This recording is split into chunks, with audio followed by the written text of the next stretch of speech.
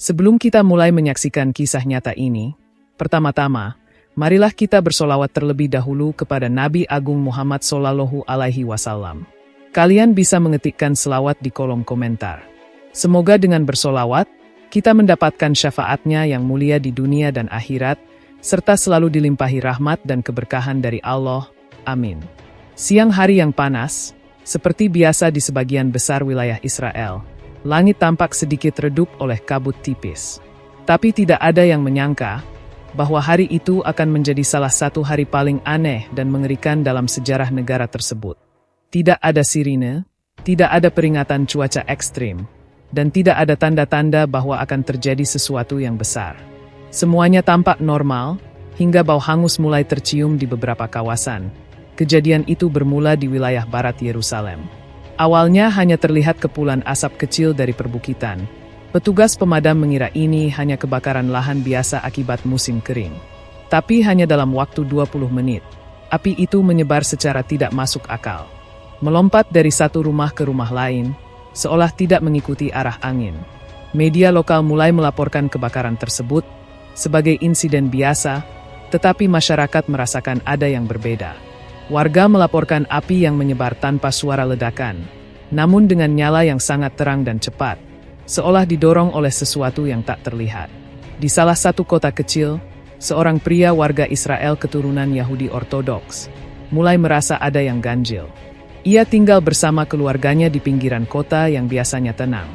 Namun hari itu hawa panas yang masuk ke rumah mereka terasa berbeda. Pria itu melihat dari jendela dan berkata kepada istrinya, "Ini bukan kebakaran biasa. Lihat, bagaimana apinya seperti mengejar sesuatu." Tak jauh dari tempat tinggal pria Yahudi itu, seorang petugas pemadam kebakaran senior, bernama Yosef Harari, juga menyadari keanehan yang tidak bisa dijelaskan. Ketika ia dan timnya mencoba memadamkan api, semprotan air justru membuat api makin membesar, bahkan membentuk seperti pusaran angin berapi. Yosef, yang sudah puluhan tahun memadamkan kebakaran, mengatakan dalam rekaman video, "Saya tidak pernah melihat api seperti ini. Apinya bukan hanya membakar benda, tapi seperti sedang memilih siapa dan apa yang harus dimusnahkan. Ini bukan bencana biasa, ini sesuatu yang lebih besar dari kita." Ketegangan meningkat saat salah satu kawasan elit tempat tinggal para pejabat dan tokoh penting ikut terbakar rata dalam waktu kurang dari 10 menit. Anehnya, ada rumah-rumah tertentu yang tidak tersentuh api sama sekali, walau letaknya hanya beberapa meter dari rumah lain yang hangus terbakar. Salah satunya adalah rumah pasangan lansia yang dikenal suka membantu pengungsi Palestina secara diam-diam. Laporan-laporan aneh mulai bermunculan. Ada warga yang melihat bola api melayang dari satu rumah ke rumah lain. Ada yang mendengar suara besar dari balik api, seperti sedang memberikan peringatan. Bahkan ada yang menyaksikan api yang tiba-tiba berhenti di depan seseorang, lalu berbalik ke arah lain. Salah satu yang paling mengejutkan adalah kisah dari seorang pemuda yang hampir mati terbakar, tapi mengaku mendengar suara berkata, "Ini adalah azab dan peringatan dari Tuhan umat tertindas. Jika kamu ingin hidup, sujudlah dan bertaubat." Saat malam mulai datang, pada tanggal 30 April 2025, harapan warga untuk kebakaran mereda justru berubah menjadi mimpi buruk yang nyata. Api tidak kunjung padam, alih-alih mengecil, nyalanya justru semakin besar dan mulai menyebar ke arah wilayah pusat kota. Petugas pemadam kebakaran kelelahan, beberapa bahkan mulai menangis karena merasa tidak berdaya. Di tengah kekacauan itu, Yosef, seorang warga yang tinggal di kota Haifa, mengalami kejadian yang mengubah hidupnya pada malam hari. Yosef awalnya menolak untuk dievakuasi karena merasa rumahnya cukup jauh dari pusat api. Tapi ketika ia mendengar ledakan di dekat lingkungan rumahnya, ia mulai panik. Ia lari ke jendela dan melihat sebuah bola api melayang cepat seperti meteor, lalu meledak di atap rumah tetangganya. Seketika itu juga, rumah tetangganya ambruk terbakar habis. Yosef tak menyangka, bola api berikutnya bergerak ke arah rumahnya sendiri. Ia berteriak, "Api apa ini?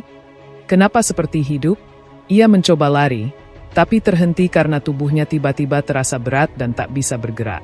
Dalam keputusasaan, ia hanya bisa menutup matanya dan berkata, "Tuhan, jika Kau ada, tolong aku." Dan saat itulah ia mendengar suara yang tidak berasal dari manusia. Ini adalah peringatan, jangan melampaui batas. Jangan terus mendukung kezoliman. Ini bukan sekadar api. Ini adalah azab yang engkau saksikan langsung. Setelah suara itu hilang, Yosef tiba-tiba bisa bergerak. Ia keluar rumah dan menyadari rumahnya hangus total, tapi tubuhnya tidak terluka sama sekali, bahkan bajunya masih utuh. Di tempat lain, David dan Afi, pasangan dari Arab Saudi yang sedang berlibur di Israel, juga mengalami kejadian di luar nalar. Mereka berada di penginapan sederhana di daerah pinggir kota. Saat api mendekat, Afi sudah ingin lari. Namun, David berkata dengan tenang, "Kita tidak ikut campur dalam politik mereka, tapi kita tahu yang mana yang benar. Kita dukung yang dizolimi. Percayalah, Allah akan melindungi." Afi terdiam lalu ikut berdoa bersama David. Api datang mendekat, bahkan hanya tinggal 1 meter dari jendela penginapan. Tapi api itu tidak pernah masuk ke dalam, melainkan seperti mengelilingi bangunan mereka.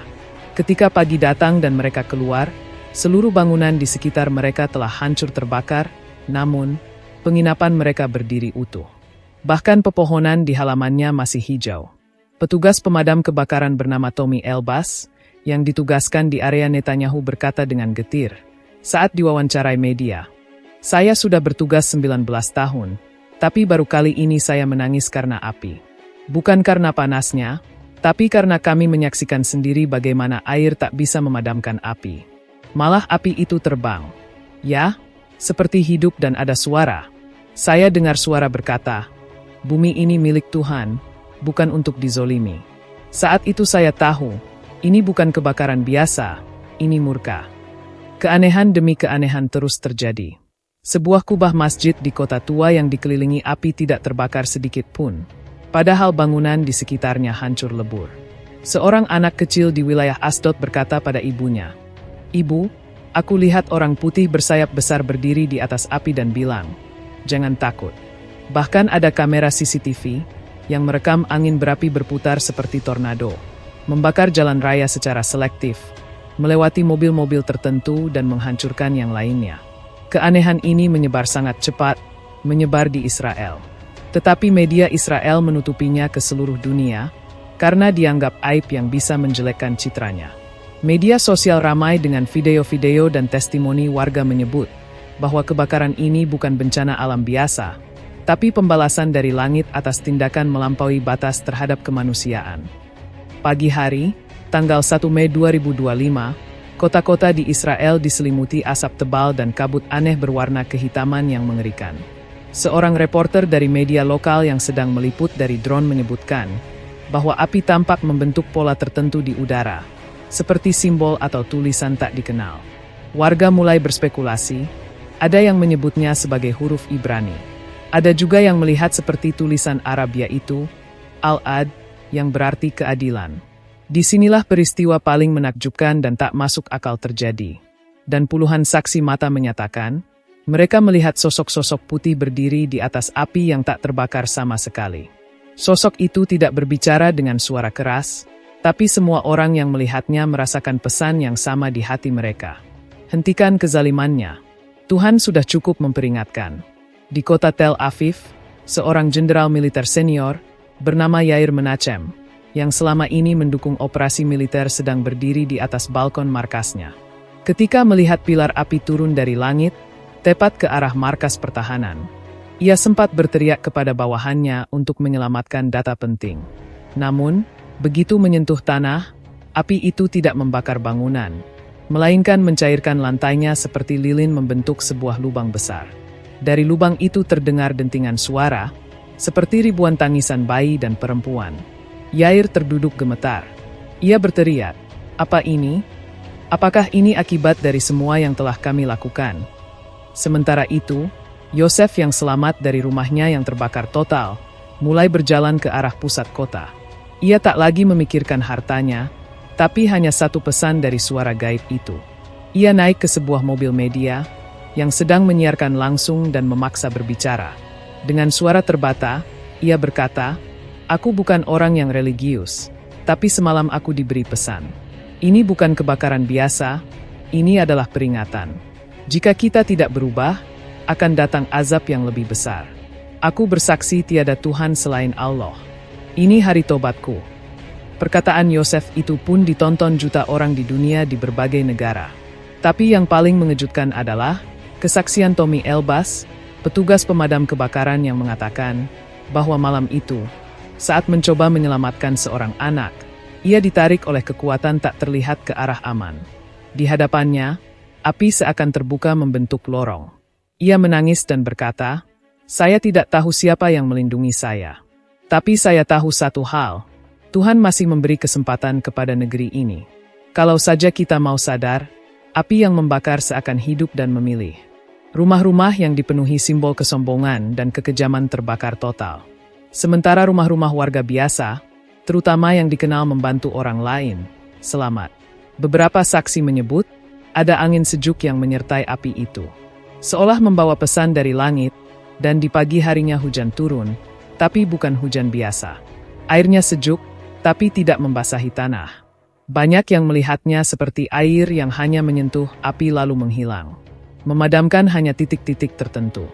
Beberapa hari setelah kejadian kebakaran besar yang melanda sebagian wilayah Israel, langit menjadi lebih tenang. Tidak ada lagi api yang melompat-lompat atau terbang. Tapi sisa-sisa kehancuran masih membekas di mana-mana. Jalan-jalan penuh abu, kendaraan hangus, gedung-gedung hancur, dan warga kehilangan tempat tinggal. Namun, dari puing-puing itu muncul kesadaran yang perlahan menyebar. Yosef yang sebelumnya dikenal sebagai pria skeptis dan tidak peduli urusan agama, kini menjadi pusat perhatian. Ia tidak meminta jadi pahlawan, tetapi kata-katanya yang sederhana di televisi menyentuh banyak hati seseorang.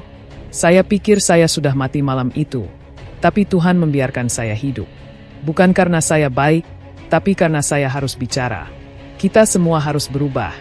Ia kini aktif berbicara di berbagai forum, bukan untuk terkenal, tetapi untuk menyampaikan pesan pertobatan dan keadilan.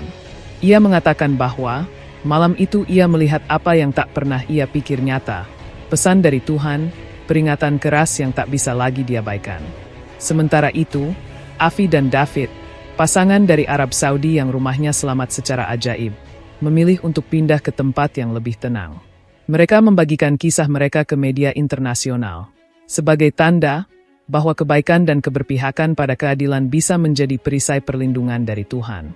Dan sekarang David kini menjadi relawan untuk pengungsi.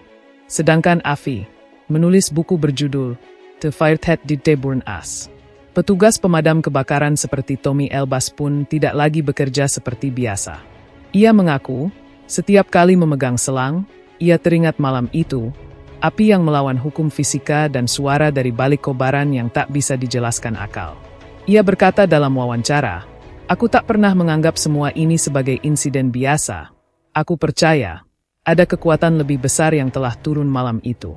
Kekuatan yang bicara untuk mereka yang tak bersuara, anak-anak, perempuan, korban perang." Pemerintah yang awalnya bungkam, mulai menunjukkan tanda-tanda perubahan. Beberapa tokoh politik menyatakan bahwa mereka tidak lagi akan menutup mata atas kejahatan kemanusiaan. Sebagian dari mereka bahkan mulai membuka dialog dengan tokoh-tokoh agama dari berbagai negara, termasuk tokoh Islam, Yahudi, dan Kristen. Media internasional menyebut kejadian ini sebagai The Firehead Preached, api yang berkhotbah. Segitu dulu kisah yang dapat admin sampaikan hari ini. Semoga kisah ini dapat bermanfaat bagi kita dan menjadi renungan bagi yang menonton video ini.